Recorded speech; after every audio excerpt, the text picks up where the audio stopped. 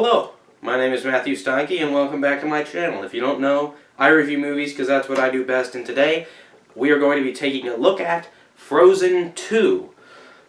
Alright, Frozen 2 is directed by Chris Buck and Jennifer Lee. It stars Idina Menzel, Kristen Bell, Jonathan Groff, and Josh Gad. The plot revolves around Elsa, who along with Anna, Kristoff, and Olaf go on a quest to find the origin of a strange voice that beckons her. Very dramatically, I might add. Alright, let's get into the positives on this film. The voice acting in this film is very nice, with each actor respectively continuing the characteristics given to each character in the first film. The vocal range of each actor who sings is quite wonderful, and each of them offer the most amount of passion into their singing and acting performances as anyone could wish for. Some of the songs are also well written, but not really as memorable as the ones in the first film. The only song I thought was a good addition was the song Lost in the Woods. Otherwise, the songs in this film were alright enough, basic at best. The animation is really the only thing that I openly think was wonderfully beautiful and gorgeous. We've come so long in the animation industry, and it's absolutely a spectacular experience to sit and watch the gorgeous animation on screen. The movements of the characters really stood out to me this time. It's so realistic that it honestly makes me nervous that one of these days we won't know who's human or not, so I guess take that as you will. Alright, let's get into the negatives. Enough depression about robots. The story of Frozen 2 suffers immensely. Its pacing is inherently off-balanced, and the film fails to explain some of its most important plot elements, while also offering us many horrible decisions from characters that we assumed were smart. Characters are given incredibly dull plot threads, while some are lazily answered, others are completely forgotten about. The film didn't ever feel like a musical, and so the music feels like it doesn't belong in the film whatsoever. The addition of the Enchanted Forest is something I never expected to see from this series, and while I'm open to something new, they never take it anywhere of importance to deserve it. Before we can settle down with the characters, we're immediately thrust into a song, then thrust into a giant plot point that comes out of nowhere. The film to me never earns any of the large reveals and emotions that it decides to show us because we never feel like we're invested in the story enough to care. The story moves along so quickly because the pacing is off. The only plausible reason for this I can think of is because the film is so short, but the plot contains enough material for 3 or 4 films. Kristoff's character is reduced to having the lazy proposal archetype, while Olaf is given one arc that never goes anywhere and is instead completely overshadowed by Elsa's arc, which we'll get to in a minute. It also doesn't help that the dialogue is quite boring, with not really any of the jokes landing at all for me. I get it's for kids, I know. I'm not gonna say, this film's comedy's horrible, no one loves it, because it's not really my type of comedy. It's cliched to the point where it's about as dramatic as a high school gossip, and the dialogue affects the tone, with some lines trying to sound mature and serious, while others are silly and quite juvenile. The dialogue tone contrasts to a point where it just feels horribly off-balanced. Some lines feel like they came straight from the trenches of Tumblr, with that strange, depressing, I'm such a sad, lonely teenager aesthetic that really doesn't fit with any of the characters and comes out of nowhere. Anna really has no arc, but she does get a song that comes out of nowhere and really doesn't add much to the story besides being filler.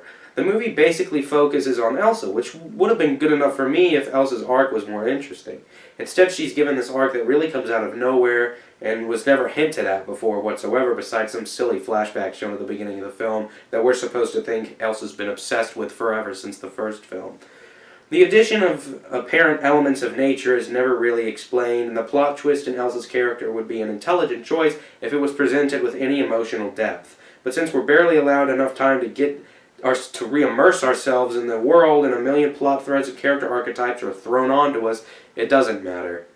Since the story has so many loose threads and explanations it has to take care of, we never really get invested into Elsa's character because Disney is more focused on integrating that weird fire salamander, so all the salamander merch will be under the trees at Christmas time. This section I'm going to talk about some spoilery stuff, so just turn your sound off until I snap, which will alert you that the spoiler stuff is over. Alright, sound off, spoilers are coming in 3, 2, 1, alright. Elsa makes a choice in this film that is so incredibly moronic that I'm surprised no one ever thought against it. But that choice doesn't matter in the end because it doesn't offer any real consequence. The film builds the whole runtime telling us that Elsa might go too far, and when she makes the dumb decision that no one would ever make to go too far, it doesn't matter because that's the only way we get the second twist of the film. The second twist is that her grandfather, who is apparently good, was, big shock, actually bad. So how else would she have figured that out without going too far?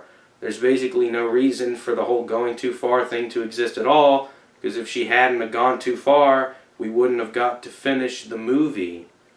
Doesn't make much sense to me. How else were we supposed to figure that out without her going too far? There's no consequence for going too far because she wouldn't have completed her mission or saved Arendelle if she hadn't gone too far. So it's just a huge contradiction of itself in the end. Not to mention the whole grandfather twist doesn't hit hard at all because he's only mentioned once and forgotten about. But character development doesn't matter if we can get a funny Olaf scene. That's what matters in the end. The film moves so fast and unevenly that the music suffers as well, feeling like it never really belongs because it can just never find reasonable fitting in the mess that is the plot. Alright, spoiler stuff is over. You can turn the sound back on. Let's get into the conclusion of Frozen 2. Frozen 2 is a film that I knew would happen eventually, obviously. Disney sold too much merch to not make another Frozen movie. I had to suffer through listening to Let It Go since 2013, and I can proudly say that I wasn't looking forward to having to endure another film filled with songs that would be good for one day and then oversung to the point of annoyance. In the end, I honestly wish that I could have gotten a song good enough to annoy me for the following years, to become some myth or some legend that all these 4-year-old girls sing in my ear constantly. I would have liked to have that. Instead, I just got boring, confusing, and an all-around strange sequel to Frozen. The plot is muddled, confused, and horribly written to the point where in the end, you don't really want to make any sense out of it. You just don't care. You're just kind of relieved that the film's over and you don't got to be confused anymore. The lines are unrealistic and overtly dramatic to the point of overdramatics, and characters we liked are roadblocked or sidelines for Elsa's pointless and muddled character arc that comes from nowhere and adds nothing besides a new costume for new toys being shipped to Target just in time for Christmas. The animation is gorgeous and the acting is good. I just wish that they had had better quality lines and a plot to work with, the poor actors. This film just feels like Disney had a billion ideas and decided to cram all of them into one film that the runtime for this film is an hour and 47 minutes, I think. A friend of mine said upon leaving the cinema that it's like the writers threw a million pieces of paper with different plot ideas on it and then made whichever ones they caught into this film.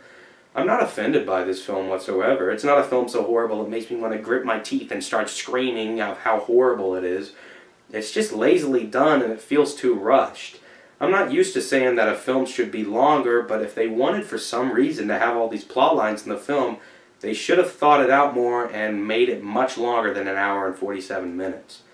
In the end, I'm not seething with anger at Frozen 2. I just wish that Disney would have thought about it more. Because I think all the kids who grew up with the franchise will be disappointed when they leave this film. And in my opinion, they should just go rewatch the first film. I was going to say that the kids should just let it go, but I don't think I can live with that joke. I am going to rate Frozen 2 a 2.4 out of 5. Alright guys, if you have seen Frozen 2 and you think that maybe I missed something or that I'm just an old crotchety loser who doesn't understand how good kids films are nowadays, then write it down in the comments. I'd love to read it. For all of you who haven't seen Frozen 2, I don't know if I can recommend this one. If you'd like to go see it, just be warned that it's incredibly confusing. But if you can get over that and just enjoy the comedy or the animation or just the characters on their own, then go have fun. I wish you more luck in the cinema than I had. More reviews are coming soon. Stay tuned, I guess. I got a lot more reviews. As always, go watch movies. Bye-bye.